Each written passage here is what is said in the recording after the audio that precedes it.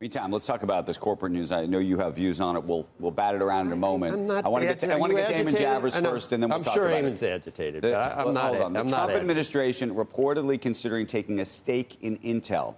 Shares of the chip giant jumping on that news. Eamon's in Washington right now. That's Eamon Javers, of course, the one and only. And we want to get his take and maybe some of the details about where things stand, and then we can all bat it around together.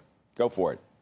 Yeah, Bloomberg first reported this news, Andrew, and now the Wall Street Journal's got it too, which is that according to those outlets, the White House is considering taking an ownership stake in Intel in exchange for an investment. The size of that investment, we don't quite have that information, and we don't have the information of how much of a stake they will take. But here's the statement from the White House. They say discussion about hypothetical deals should be regarded as speculation, they say, unless officially announced by the administration. So the White House downplaying this, but you'll note that's a no comment, Andrew. It is not a denial, and certainly doesn't say that that would be an inappropriate thing to do. For its part, Intel also out with a statement. Intel's statement similarly also talks about speculation. They say Intel is deeply committed to supporting President Trump's efforts to strengthen U.S. technology and manufacturing leadership. We look forward to continuing to work with the Trump administration to advance these shared priorities, but we are not going to comment on rumors and speculation. So no comments around the horn from the key players here. We know that the CEO of Intel met with President Trump on Monday at the White House. The president had been calling for his ouster before that, said he was hopelessly conflicted because of his business ties in China. Lip Bhutan meets with the president on Monday one-on-one. After that meeting, the president posts on social media and says, actually, he's got a fascinating story. He's got some clever ideas, and we're going to be working together to develop those ideas in the coming weeks. So we don't know exactly what happened in that meeting, Andrew, but something happened to turn the president's mind around in a big way on Lip Bhutan and Intel. And now we have this reporting from Bloomberg and the Wall Street Journal saying that part of what that might be is this idea of the U.S. government taking a stake in the company. And the question that I have about taking the stake in the company is, what is the U.S. government going to be? Well, I have about 100 questions about the implications of it. But right. The idea that we are taking a stake, what does that actually mean? What kind of taxpayer money are we giving to Intel? Is Intel giving a stake in Intel to the taxpayer as a present? We're already giving them a lot of taxpayer. You know that. Of course I do. The reporting from Bloomberg, what exactly are we talking about here? The reporting from Bloomberg is, I mean, again, we can't match this as of right now, but what Bloomberg has reported is that this would be a U.S. government investment of dollars in exchange for a stake. Now, presumably that's an equity stake. Presumably that's shares. We don't know for sure how it would be structured. And we don't know how much money, the idea being that this would kickstart investment in plants in the U.S. to build chips. That's the president's goal here. But as you say, Andrew, this is a company that's gotten a lot of money from the U.S. government in the Biden administration. We got nothing. A ton of money for chip development. So, Eamon, let's talk about this, though. And the question is, what's the difference this time around, right? The companies in America where the taxpayer, the government, has taken actual stakes in businesses, I think I can count them for the most part on one hand. Obviously, there were the banks post-2008 crisis for a period of time, but with the plan being and the proviso being that they would be out, and they were within, in this case, they were within about a year. Automakers, we made money. Fannie and Freddie. We had General Motors, and General we had Motors, Fannie and Freddie. Yep. Fannie and Freddie. We had Fannie and Freddie, which we still own. Right. Anybody else? Which is a whole other issue. Off the top of my head, I can't think of any. And in each of those cases, you know, the situation was viewed as existential, right? These companies were going to fail, and to borrow a term from your book, they were too big to fail, and the U.S. government couldn't allow that to happen. And so stepped in and made a massive taxpayer investment, and that has, for the large part, you know, worked out. With the exception of Fannie and Freddie, which the U.S. government doesn't seem to be able to figure out how to IPO. There's some speculation that IPO might be coming under Trump 2 now.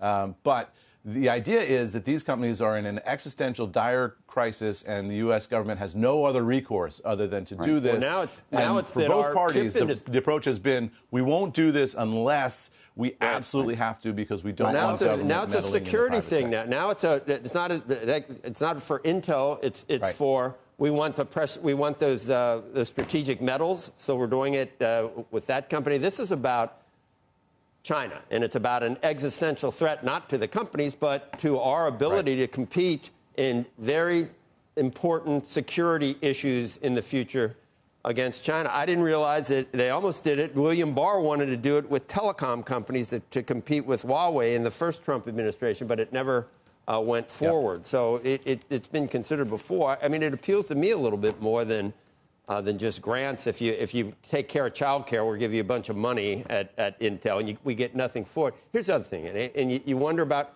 are people scared? Are CEOs afraid to push back? I think at this point, it's like, it's fighting City Hall. It's like, if you can't beat them, join it. This president is going to do these things. And I think you almost get inured to it at some point. And you don't know whether this is going to be a good thing or a successful thing or not at this point. They give him the benefit of the doubt because they can't stop him. He's president. Well, yeah, two other examples just from this year, guys, as you discussed this. One is this golden share with U.S. Steel. Right. The golden share with U.S. Steel and the 15% deal with NVIDIA and AMD, right? That's so let's just the U.S. talk about government all getting these a revenue stream from those companies. And here's the distinction in those cases and this new Intel deal, which is these are effectively long-term investments, which is a very different approach, right? The others were rescues, right? And by the way, they were rescues with the proviso that at least the stated plan, even with Fannie and Freddie back in the day, was actually that the government was going to be in and they were going to be out. The plan wasn't, we're in and we're here forever. I would imagine this investment with Intel, as it appears with some of these other arrangements, is a much longer-term arrangement. That probably has implications, by the way, for the entire industry, Joe. So I don't know where you sit there.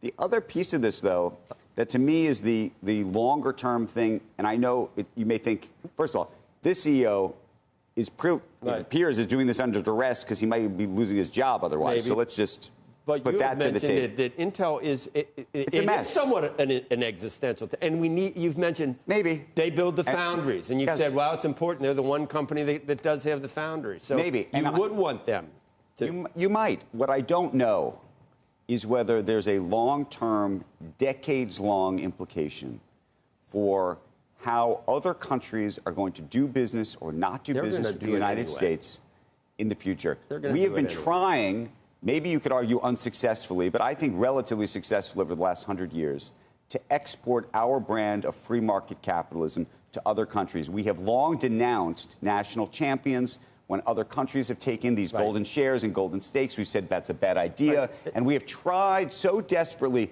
to create a system in the world. It's not going to open up the floodgates. I tried, and I had a lighter on my head, and I kept going, and I couldn't get it going. I could not get it going. I know. Yours is so tender, it's so dry and so ready that a spark from lightning in yours is.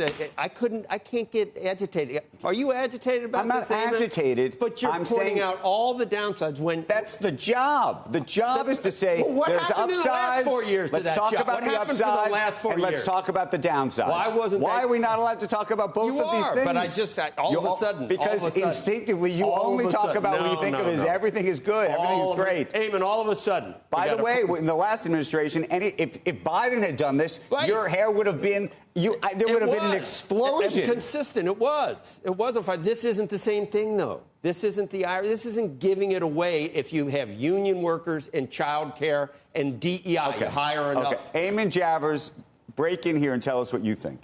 Eamon's fine. Look, he looks fine. Look, I mean, it's not my job to think one thing or another, but you got to put it in context, right? And this is, Joe, this is getting closer to sort of state champions and state-sponsored capitalism if it's a slippery in a way slope, that we haven't seen in this country before. And so you debate whether that's a good idea or not. Right. We can. Look, I talked to folks in the White House earlier this week about whether the idea of NVIDIA 15% stake was a one-off. It's an export tax. And the initial reporting I got from the White House was, this is a one-off. It's artificial intelligence. It's chips. We're not envisioning doing this in a more broad way.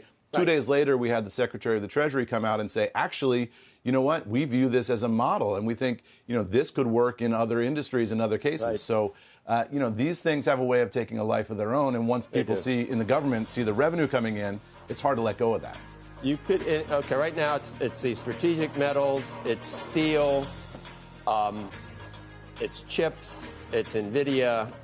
By the way, I'm not get it. saying that this is, the end of the the I just want to be clear. don't think it's a slippery slope. I don't think all of a sudden you can extrapolate that we're going to have that the government's going to have a stake in every, in tapestry to make decent for the bags. last 15 years I've known you, everything's a slippery slope. If we go this way, it's a slippery slope. You got to deal with it. I mean, I told you, I'm getting inured to it. These are out-of-the-box ways to think about things, and I'm not immediately going to say that the world is ending because we're turning into China, state-sponsored industrial. But we are turning into China. Well, we were well on our way in a much worse way from before, when I didn't hear a peep out of it. So okay, Eamon Javers, thank you for waking us up this Friday morning. Summer Fridays here. Look, his hair, he's got more hair today. He's got more hair. I don't see any that. It smells when it burns, and it's horrible. Terrible. He looks good. He looks handsome. Yeah.